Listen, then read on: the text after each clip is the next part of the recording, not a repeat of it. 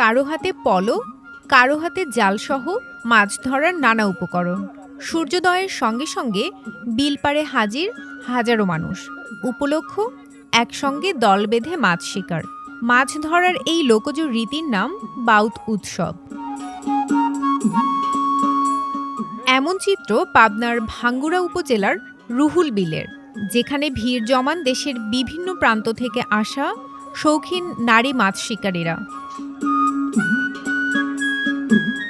মাছ ধরার সঙ্গে সঙ্গে আনন্দ, উচ্ছ্বাস আর মিলন মেলার আবহই যেন উৎসবের মূল আকর্ষণ।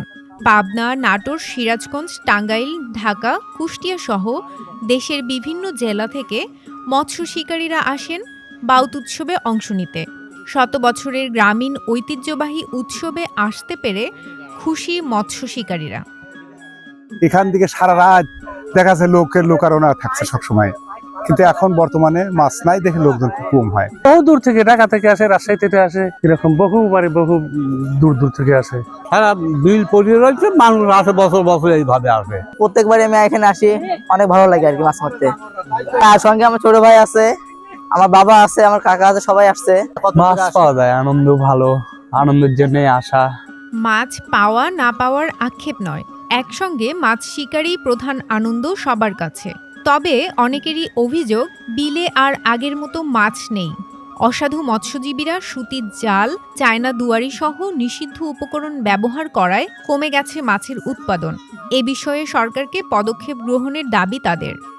বিষ মিষ দেয়, তারপরে আপনার বিভিন্ন রকম জিনিস বাড়াইছে তো মাছ মারা, পোনা মারিয়ে শেষ করে দেয়, বুঝছেন, মাছের একবারে জাত শেষ করে দেয়। সরকার যদি সঠিক পদক্ষেপ নেয় এবং মাছের অবস্থানগুলো বিশেষ করে যদি ধরে রাখতে পারে, তাহলে আগামীতে এই বাউত উৎসব থাকবে। আসছি কত আনন্দ, সারা রাত আনন্দ করে এখন কষ্ট নিয়ে যাচ্ছি। যদি চায়না জালগুলো যদি একটু রোধ করা যাইতো, তাহলে হয়তো বা সবাই মাছ পাইতো, ভালো মাছ মারা পড়ে।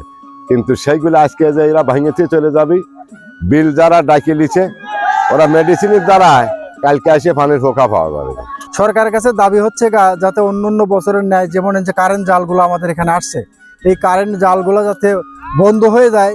দেশীয় মাছ নিধনের বিরুদ্ধে ইতোমধ্যেই প্রশাসনের অভিযান অব্যাহত রয়েছে এবং অসাধু ব্যবসায়ীদের বিরুদ্ধেও মৎস্য প্রশাসন সচেতন রয়েছে বলে জানান জেলা মৎস্য কর্মকর্তা।